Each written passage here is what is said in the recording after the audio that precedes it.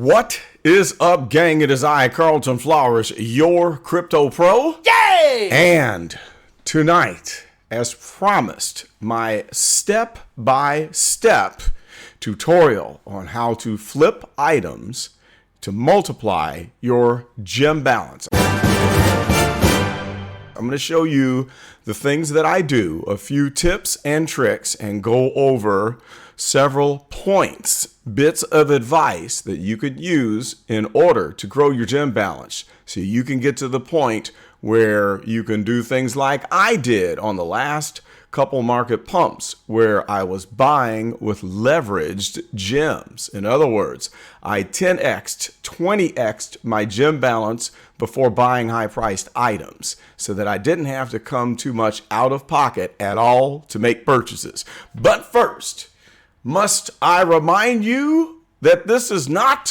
financial advice? Yes, I think I must remind you of that because it is very important. Only you know your financial situation, and you must be responsible with your buying and your selling, and make sure that you have your own risk management policy for yourself so you minimize your chances of ending up losing money and going broke playing around in cryptocurrency and NFTs.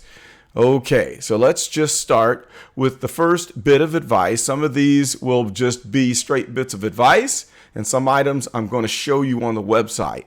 So the first bit of advice is buy when everyone else gives up on everything.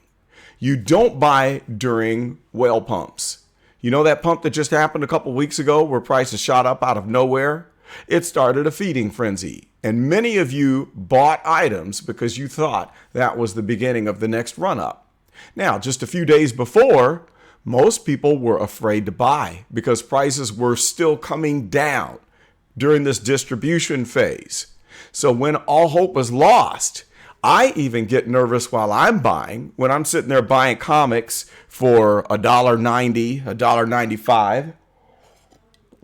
It gets a little bit scary. As a matter of fact, I can show you an example here of some of what I've done with the comics, just to show you exactly some of these items that I stacked up on that really, it was kind of scary. Look at Fallen Sun. I love this one. This is one of my favorite art pieces of a comic cover, period.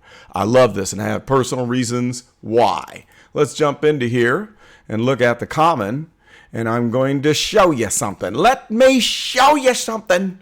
Scroll up. What does that say? 40 editions of the common. And then I have several uncommons. I've got the rare, the ultra rare, probably 2 ultra rares, and I've got the secret rare. I have the whole set. While buying all of these and running that balance up there, the total to 40, it was pretty scary. But I'm doing this while everyone has abandoned this item and thinks it won't go anywhere. So that is the first bit of advice. Let's move on to the next one. Make sure you consider taxes and royalty fees before you buy. In other words, if you have an item that doesn't move much in price and you're trying to flip it and make some gems, but it is one that has a higher commission rate, like the Disney items or Marvel, which is at 6.5%, something like that. And then you add the VeVe fee of 2.5%, however much it is, and you end up with an 8.5% tax. That lessens your chances for flipping that item to leverage your gems unless you are doubling or tripling the price. So be careful and make sure that you're not flipping stuff for 1 and 2 gem gains. If you're buying something for 10 gems and it goes to 11 and you sell it, you're going to end up less than what you started with. You understand that? So consider your taxes and your royalty fees, all fees associated with making transactions. Next, ride the market cycles.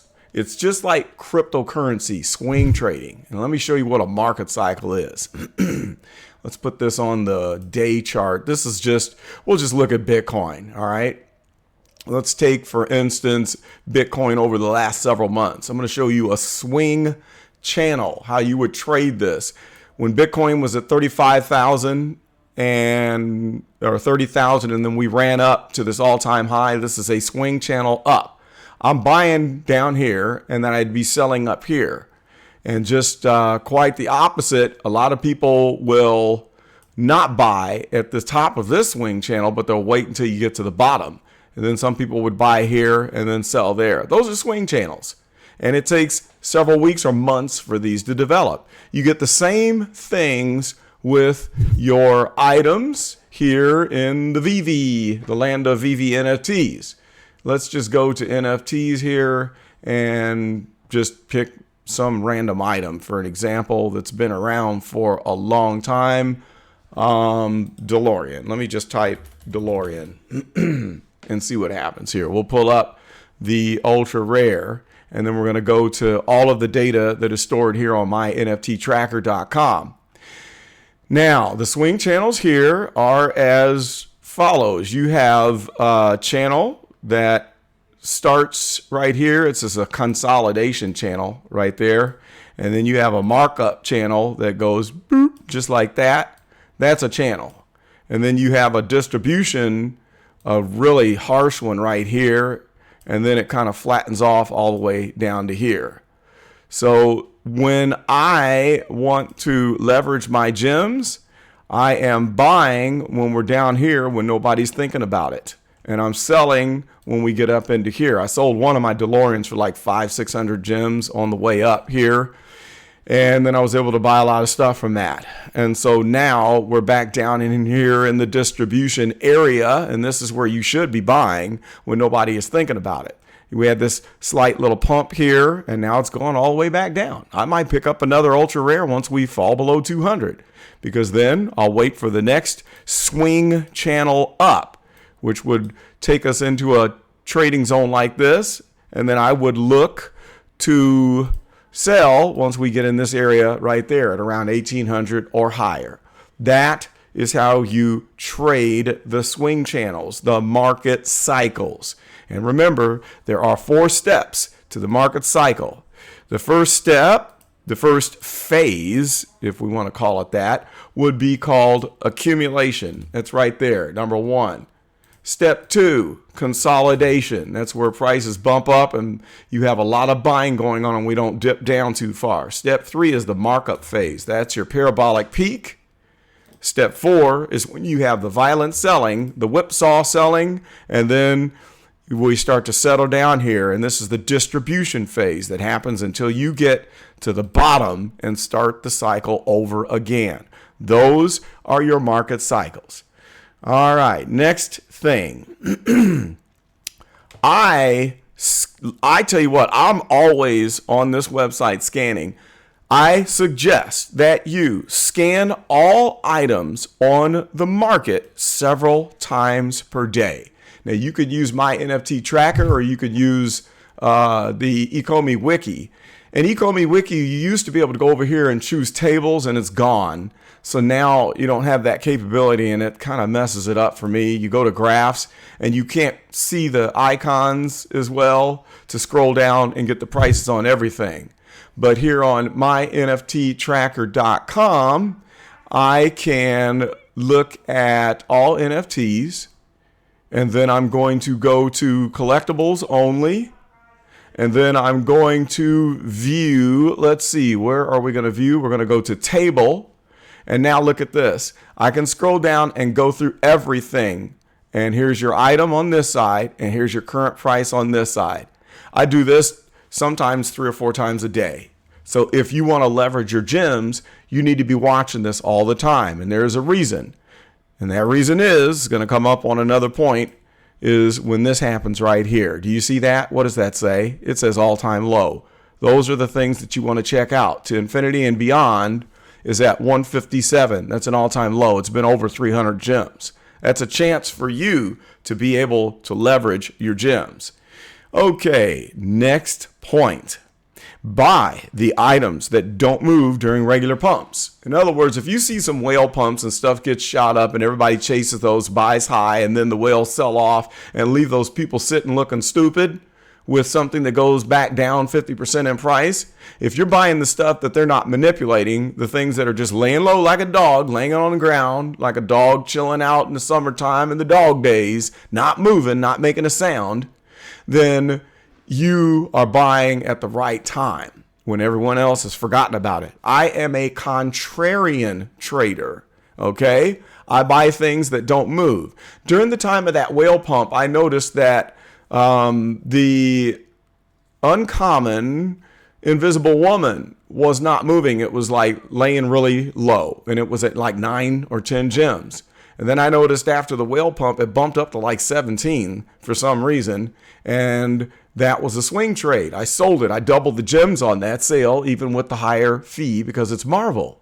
But when you don't chase the whales driving up the price of items and you wait for the entire market to move up, that's where you make the most on your leveraging efforts.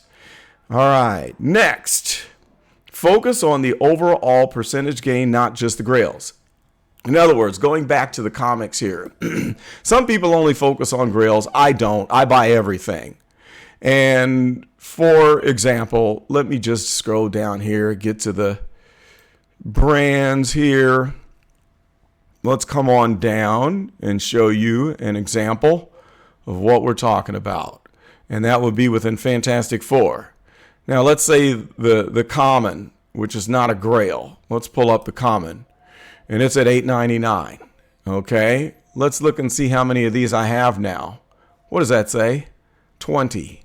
And if we went into each one of these, you would notice that I've paid anywhere from $7 to over $100 for this common. Most of them are below $10. Now let's run over here to NFT Tracker and let's find Invisible Woman real quick. We're going to come back to this, by the way. Invisible. And let's search, because I want to show you the graph of the common. Here it is. And let's scroll on down and get the all-time history, which is not going to be completely here, I don't think. And here it is, over 100 gems. Now, before that, I think that it had a point where it was even higher. So this is a long distribution period. Look at that, how it's coming on down. But I have a potential to get a 10x on all of these. I have 20 of them. And so what's the difference between, I could get more than 10x on this. What's the difference between buying 20 of these and one grail? The difference is I can pick up bits and pieces of these while we're laying low, where I might buy a grail for 500 gems here, and then I have a lot more slippage. But if I'm buying just $10 worth of this at a time, bit by bit, and I end up with 20 of these and I sell them at a 10x, big deal. So you go buy your grail for $1,000 or $1,500, and you're going to be praying to get that 10x while I'm sitting on these 20 commons. Now, not to say that I don't have grails. I do have a few grails. The big ones would be Darth Vader Ultra Rare, the R2-D2, Todd, several other, the big Batman, 2 Beckys, whatever. Ultra rare DeLoreans. But I don't overlook these commons that have the capability to run up 10x to 20x in price. Okay, next on the list, study the prior market movements of your favorite items to get an idea of what you should flip when you look at their behavior. And so this being an example here, if we know that we had this previous high point, let's see, that says what, 85? I know it was above 100 because I bought it above 100. Then there it is, 99 there. Then you know what is possible. And now I can see clearly that we have a long distribution period. And I know that when we enter that next phase, it's going to get run up quick and hard, fast, really quickly. Okay, so I might set the goal that I'll exit at, say, 120 gems and set that ahead of time, put it on the market, and then forget about it. Once it hits, I don't have to chase it and miss the spike. So study these charts and know what your favorite items have done and set an exit. Now, if these things go up to 200 gems, well, that's okay. I'll leave it on the table. I'd rather sell out at 120 than miss the all-time high and be sitting on it waiting another 6 months to a year for the next cycle. Next, look for the ATL tag on my NFT tracker. And that's what we were just doing back here. Okay, well, looks like I'm going to have to reset this. So let's go to collectibles. And then we are going to click on table, and we're going to scroll through. And this is what you're doing several times a day. And then there it is right there. All-time low, ATL, 157 gems. Okay. So when you find these all-time lows, then watch the price and see what it's doing. And if you know that chart and you know how long it took it to get there, then you can help to, decide when you're going to pick it up. Okay. If it looks like it's still in a distribution phase, then you might have a few days to wait.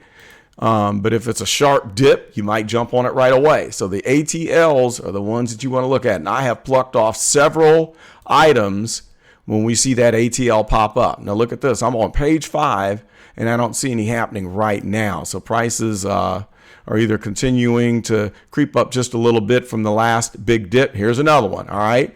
Aston Martin, 1,007 gems, all-time low. Or that was a retail price, 120,000. So that's not a good example because I don't have that kind of money sitting around to pick up that ATL. Not gonna happen. Well, you get the point. I'm going to scroll through here one more time and I don't see any, but that's what you want to do. Look for the ATL on my NFT tracker. Next, let's see here. You want to buy up popular items that whales often sweep the floors of that usually float back down. For example, a specific example would be in the the Batman black and white collection. I had a Joe Mad, okay, and I had bought mine for around 120 gems. I think I had like 3 or 4 of them because I bought a couple on retail way back when it was still available on the original drop. And it got pumped, and it was over 400 or 500 gems, and I sold 2 of them and kept 1. And so I got into a little kerfuffle with a whale on Twitter who dogged me out and just put me down for selling my Joe Mad, saying, you're going to be stupid for selling that because it's going to the moon, blah, blah, blah. And I actually had a private conversation with him and we kind of patched things up, and it was a little bit of a misunderstanding because I was saying that the reason why I sold is because I could tell it was a whale pump and it was going to come floating back down. Well, sure enough, it did. It got pumped over 500. It came all the way back down to where it started at 120. If it's not a market cycle pump, if it's an artificial whale pump like the things that we saw that got pumped 2 weeks ago, they're going to float back down. So if you know that Joe Mad is one that is very susceptible to whale pumps, or Supergirl is another one. I bought it for 191 gems. It got whale pumped to over 500 2 weeks ago, and I didn't sell it. I should have unloaded. But I didn't do it because I didn't know for sure at the time if it was a whale pump. Now I know. You can make a lot of gems by doing that when you know that these are the items that are manipulated by the whales. Okay, let's see here. What is the next one? Sell into pumps and don't undercut before a rush ends. In other words, once we get into a market cycle up, set your price, and it's not necessary. If you're having to undercut people, then it's not really a run. It's premature because you're selling in desperation. So right now, let's say if I wanted to sell my Joe Mad, I'm not going to price it at 330. I might go 335, depending on what my edition number is. I'm not going to undercut this guy, okay, because I don't have to get rid of it. I'm going to wait for that right time because if the market is moving up at the time, you're going to sell. So right now, you would only really want to be getting rid of that item if this is where the prices are going. Okay, so let me show you how this works. Right now, the floor is at 330. Okay, so I could sell at 325, but if the market is moving up, then I'm leaving money on the table. So if this is the floor right now, 330, but the market is going in this direction, and I list at 335, I'm going to get that price because of the direction that the market is moving. And I might even, list it at 340. Now, if the market is going down and you're selling at the wrong time, that's when you have to undercut. So if this is the direction of the market, then that's when you sell for 325, because if the floor is 330 here, you're going to have to come in at 325 so you can beat the next guy to the punch to get rid of it before that drop happens for that next shiny thing that you think you can't live without. All right? So I sell when prices are moving up and I don't undercut in order to leverage gems. Now, if you do have to do a desperation sell, you can undercut because you're trying to chase that shiny thing that you're going to pay too much for on retail, only to watch it drop by 50 to 75%. But if you want to leverage, consider that. Okay, that's all I have for this tutorial. Hopefully you got some good information out of it. Let me know which tips that you like that were your favorite, and I might do a part 2 of this and share more ideas, as this is all I could think of off the top of my head at the moment, but there might be other things that I can consider, and I can go into more detail about how I've done this. But overall, in summary, play the market cycles, buy when everyone else is scared at rock bottom, and then wait until there is an actual market cycle up and not a whale pump in order to sell. Or if you know it's a whale pump and you're sitting on an item that is heavily manipulated, get rid of it, watch it float back down, and then buy it again, just like I did with my Marvel Mighty. I purchased, let me show you this is another example, okay? I bought, I waited and waited and waited for the right time. And I purchased a captain. Let me just scroll down so we can look at the picture of the captain while I'm telling this story. And I actually did this. You can see the transactions. I had some screenshots, but I won't dig those up. I'll just tell the story. So let's look at Captain. I bought Captain. I waited until she came down all the way to 65 gems. And then I sold when the whale pump happened just 2 weeks ago. I got 118 gems out of my Captain. All right. So I doubled. And then it pumped all the way up to 150. So I didn't get it at the top pump price, but hey, I doubled my money and now it's floating back down to $87.99. If she comes back down to 65, I'm going to buy it, rinse, wash, and repeat. That's how you leverage your gems. Okay, so that is about all. That's the end of this little tutorial. And hey guys, I would love it, really love it, if you would like, comment, and subscribe to the Crypto Pro channel, okay? And tell a friend, tell a couple friends, and then come back and hang out with me, and we will discuss strategy and stacking and everything else that will fatten our pockets. That's all I got. This is Carlton, and I am out.